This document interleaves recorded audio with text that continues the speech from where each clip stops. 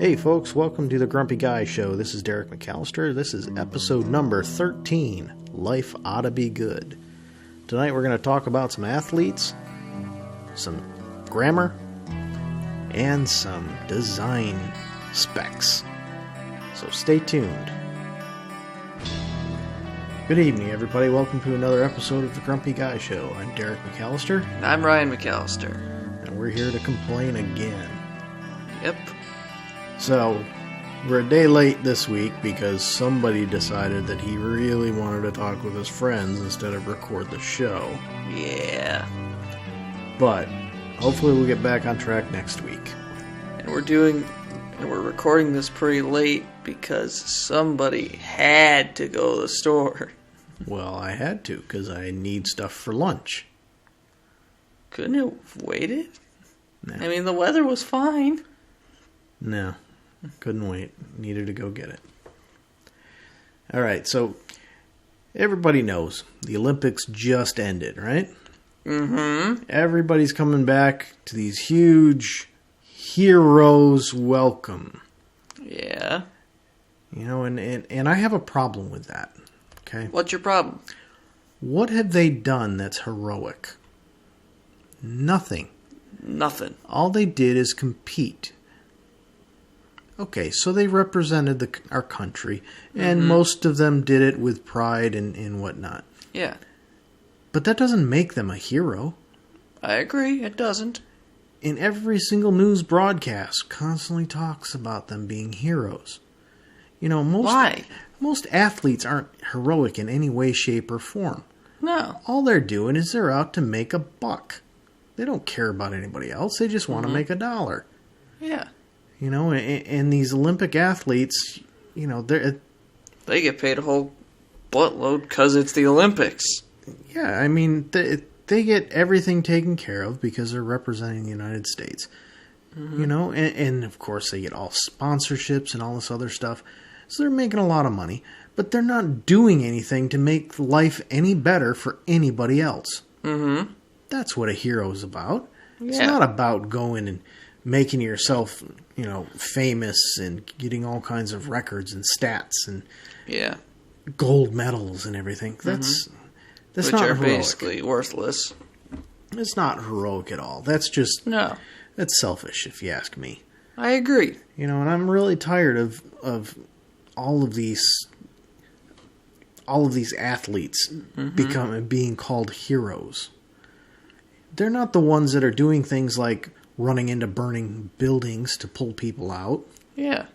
They're not the ones that are digging through rubble trying to find survivors.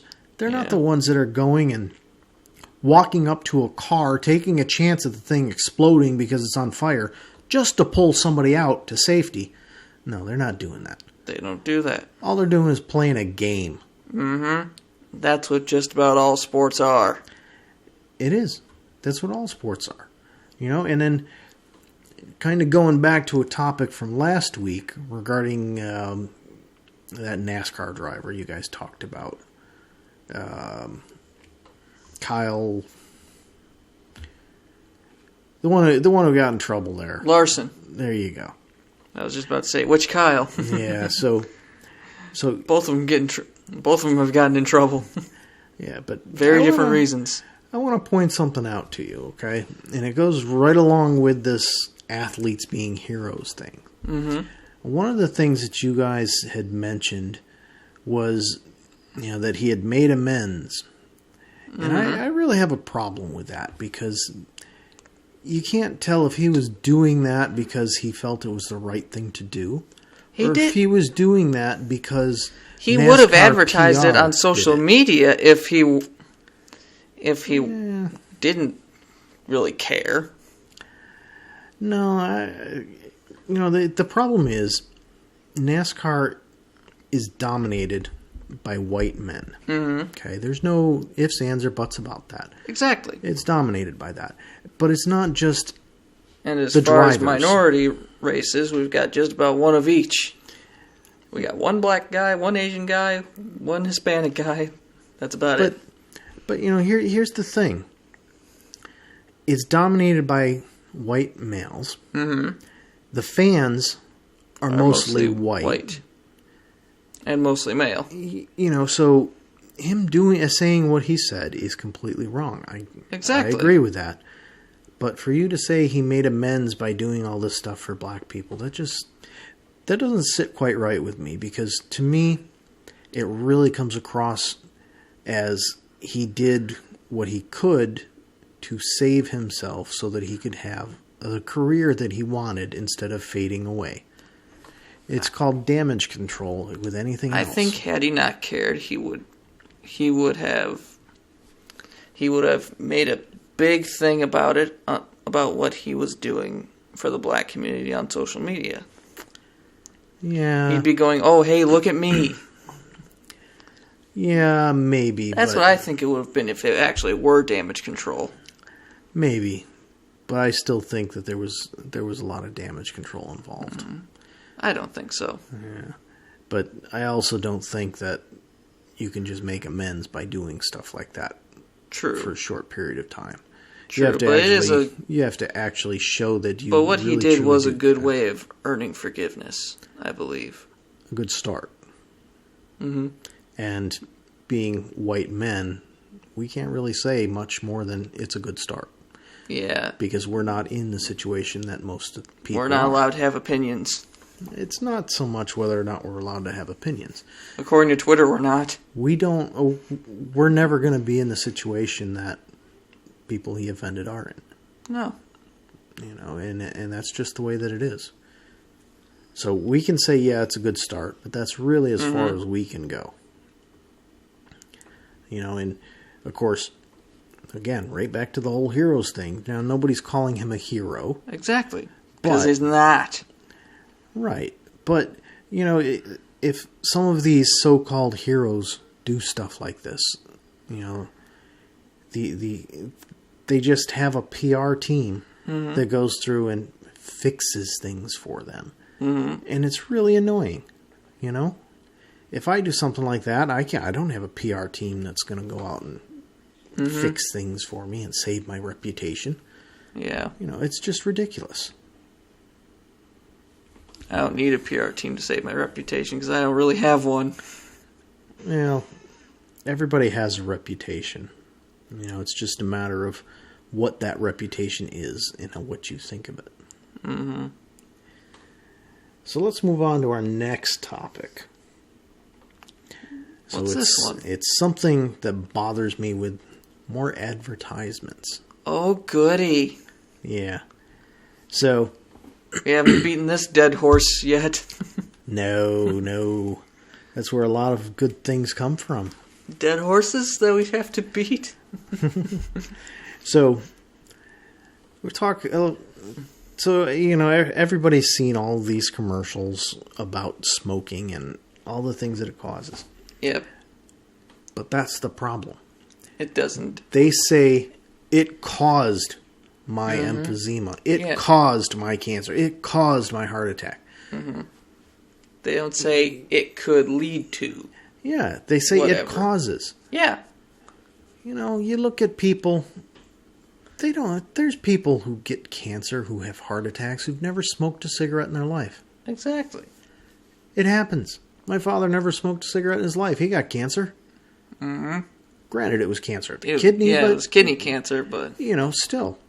He never smoked a day in his life. Mm-hmm.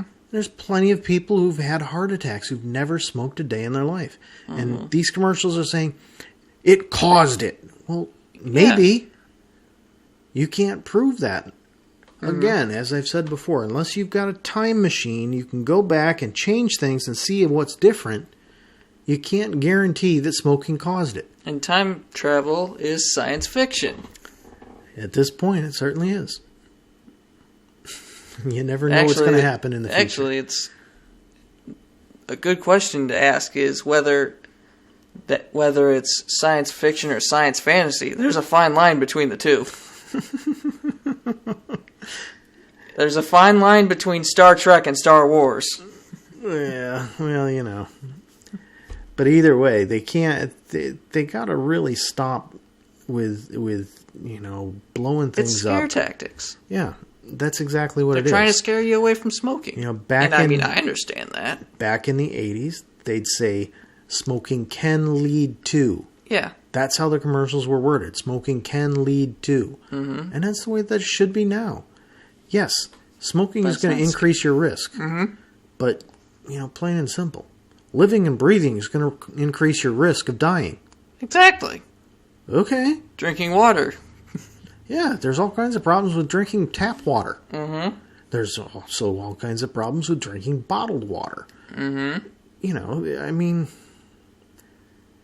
You have one life. You got to pick and choose. But don't go doing all kinds of scare tactics just to try and get people to do what you feel is best. Yeah. I completely understand smoking is bad. It is. There's a reason I've never smoked. There's a reason that I've never smoked and never will. And that's the way that it is. But, these things that smoking caused it, well, no, not necessarily. Could be a birth defect. Just took 60 years to get to you to show up, but you never know. You never know. It could be just about anything. Yeah, it could be. Boy, we're just flying through tonight. We are. So next is your topic. Oh, it's my topic. Your one and only topic. So, I like to scroll through Twitter as much as people on Twitter annoy me. I mean, it's not as bad as Facebook, but still. Yeah, you just gotta find the right people. But there's this thing that I once read on Twitter where it says, Twitter makes you love people you've never met, Facebook makes you hate people you've known your whole life. Yeah, I believe that. I guess, I don't know. But that's not the topic that I want to talk about. The topic that I want to talk about is just, what the hell happened to grammar? Grammar left in the 2000s. As soon as texting started, especially on the old phones, where you had to, just push, like, what is it? Each number represented 3 characters. Yeah. So you had to push it, if you wanted that last one, you had to push it 3 times. Mm-hmm. And then there were some phones where you could actually do capitalization. Ooh, so then you fancy. If you wanted a lowercase c, you had to press, I think it's 1, you had to press it 4 times, or 5 times, or something like that. Yeah, so that's where grammar really started to fall apart. Uh-huh. The old candy bar phones where, people just really, truly didn't want to type the entire thing. And, of course, you were also limited in the number of characters, much more so than you are now. Well, on Twitter, you still have a character limit, but... Yeah, but, with texting, it was a whole lot less back when it first started.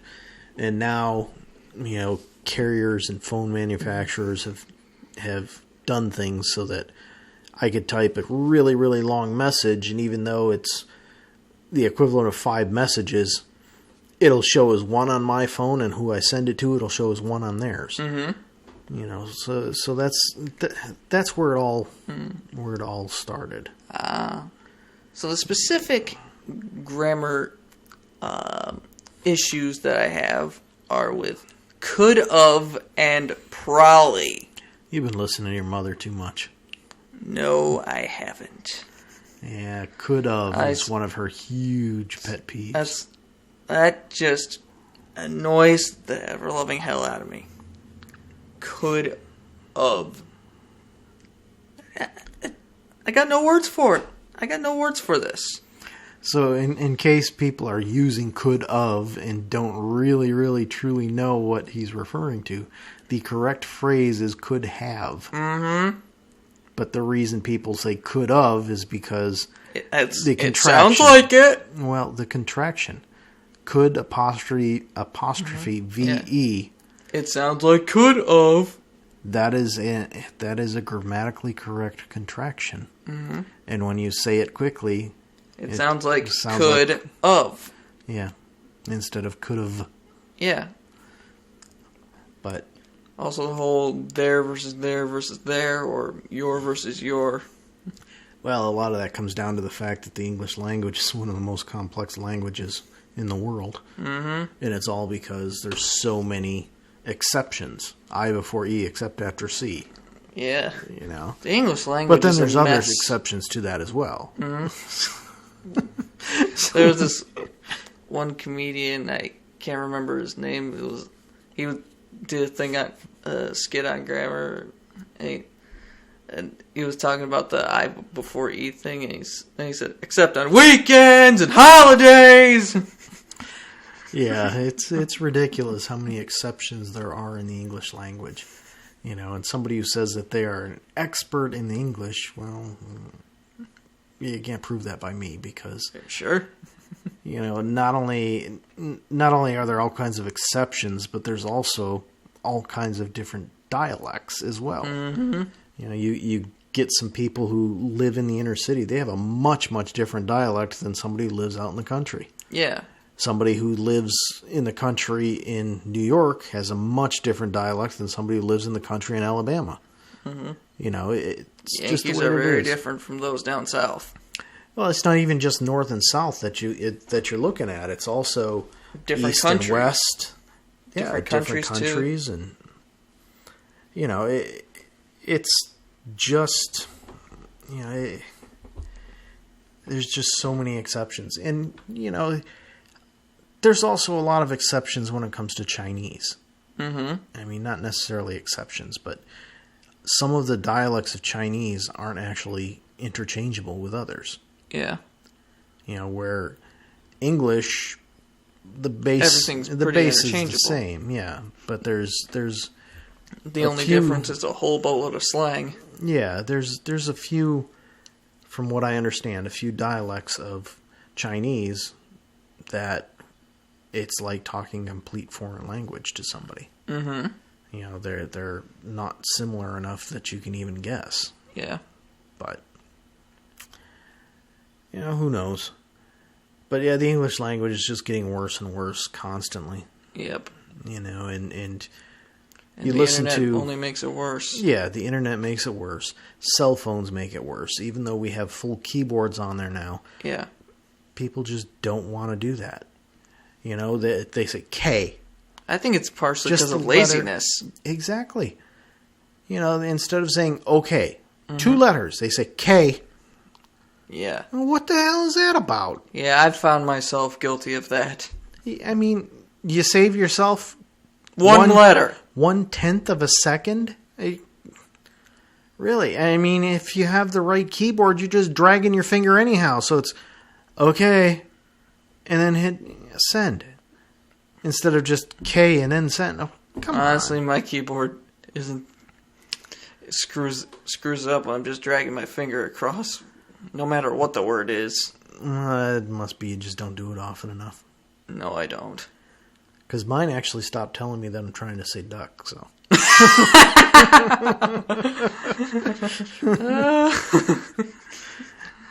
But, you know, the whole thing with the English language is just, you know, everybody does whatever they want. Mm-hmm.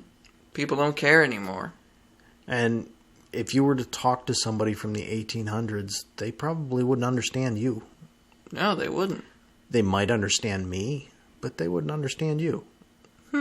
Not that we're a whole lot different, but Well, yeah. there's enough difference that, you know, they're not going to understand you because they spoke much more what the English would term proper English than what we do. The Queen's English. Yeah. At least nowadays is that. Yeah, That's what what they it have would to be call called. it. But, you know, I find it funny because every time there's... And I think it's going to be the Queen's English for forever. She's never going to die. Yeah, maybe. But one of the podcasts I listen to, they occasionally have people from Great Britain. Mm-hmm. And, you know, somebody will say that... the guest will say, well, I'm speaking proper English. And then somebody will say, well, if it's proper English, how come that's not how it sounds like when you sing? Oh, well, you can't sing like that. Then it must not be proper.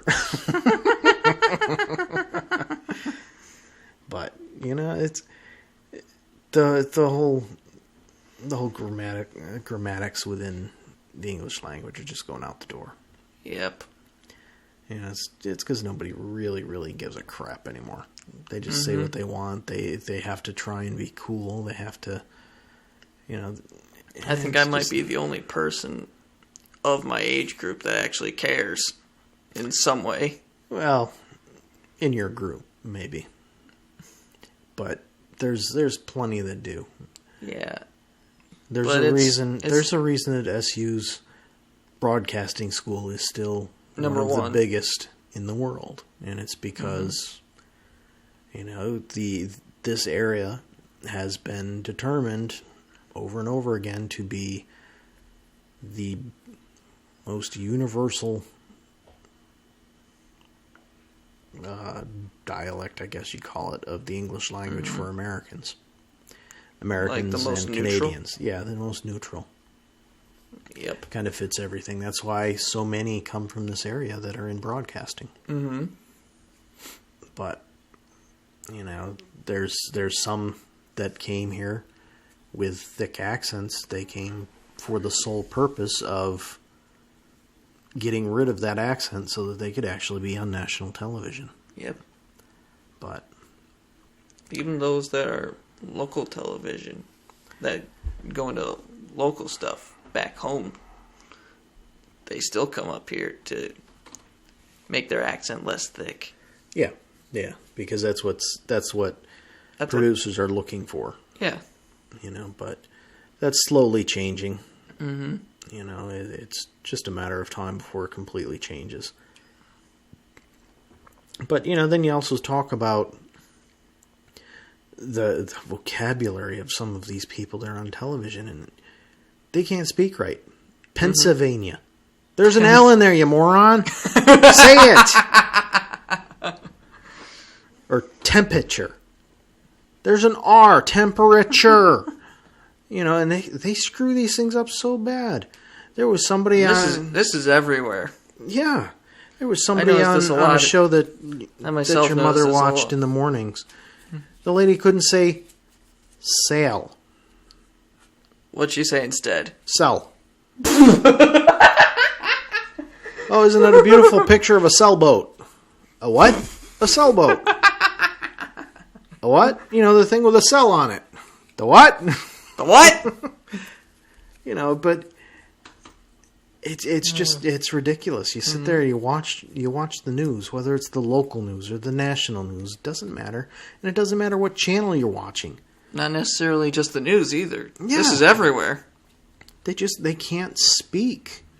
And it's just ridiculous. They're paid to speak. That's their job, is to speak. Exactly. Learn how to speak. Mm-hmm. I'm not paid to speak, so it doesn't matter. Nope. But holy crap, that's bad. Yeah, it is. So. I should mention that on the rare occasion you join me in watching the NASCAR race, you notice errors in speaking all the time. Oh yeah. I just blame it on being on them all of them except for the play-by-play being Southern. Yeah, and that's a lot of it because that's what they grew up. You know, that's how they grew up. So all right, I get it. And you know but even the play-by-play screws up once in a while. Yeah, and you know, truthfully, most NASCAR is mostly aimed at Southern people. It is. You know, as much as they want to still be national.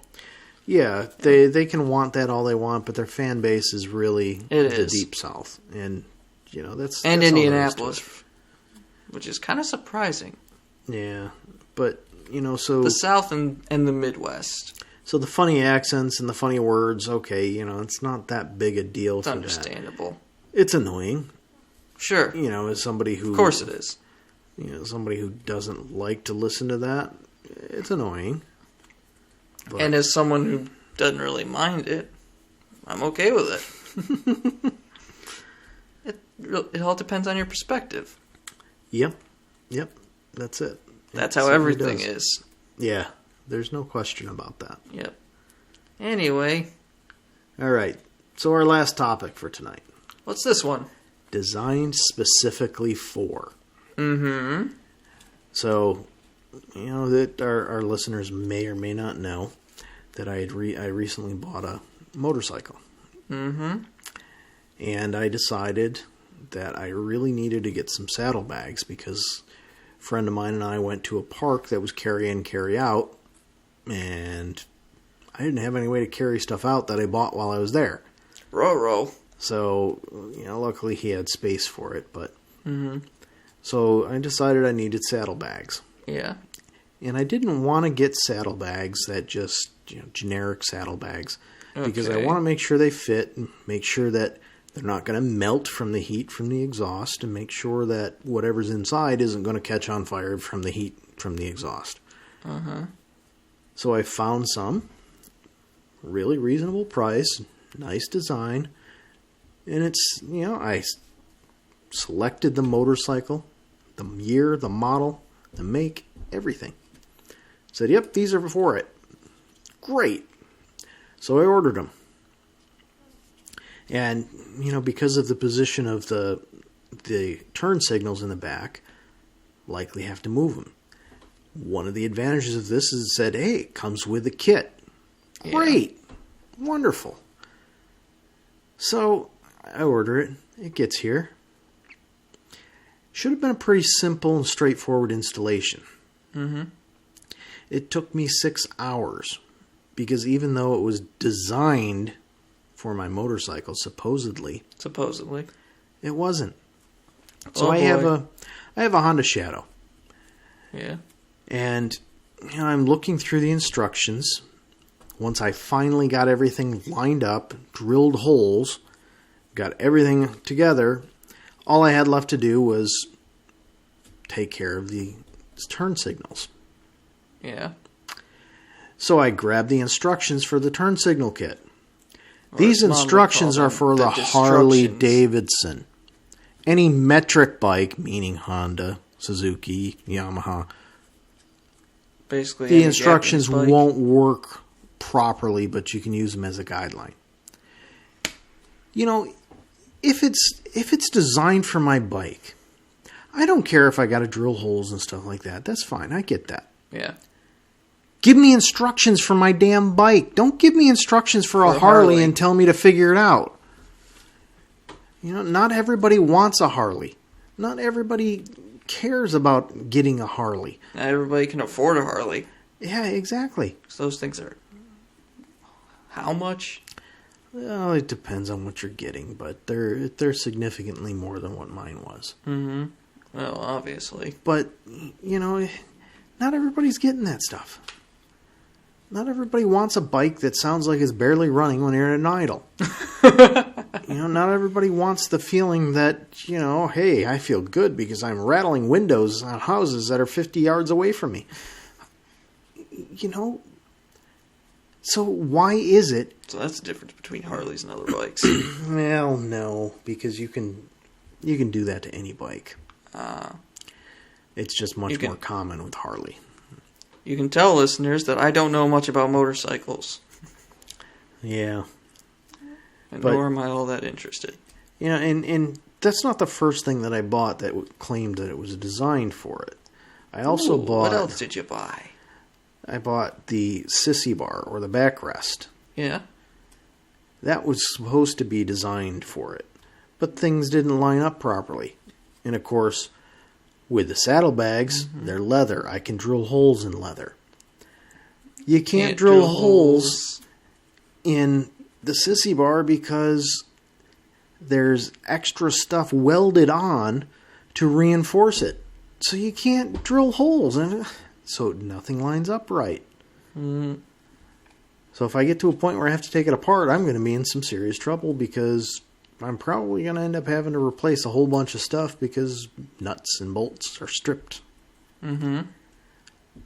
But I guess we'll see. Yep. It's just really frustrating. The only place you can get something that is truly designed for it is if you go and buy something directly from Honda. Yep. At 4 times the cost. So I got... the saddlebags I got are actual leather. Yes.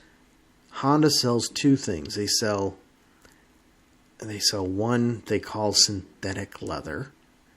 And then another one, I can't remember, they called it, they called it something else, but they sold it for twice the price, but it wasn't actually leather. I'm like, okay, then what's the difference? They were both the same size, but, it's, Honda's selling them. The cheaper ones were $300 without most of the stuff that you need. Mm-hmm. So it did not include relocation kit for the turn signals, and it didn't include the little bars that you need to prevent the thing from falling into the tire. Mm-hmm. That stuff was extra. Thanks. I paid $200 and the kit included it. So, and they're leather. So, well, I guess that's what I get for not buying the Honda product. But, yep. Yeah, well, they're on there. They look good. So, life ought to be good. All right, folks. So you've probably heard the music in the background. We're pretty much done with this episode, so. Good night. See ya.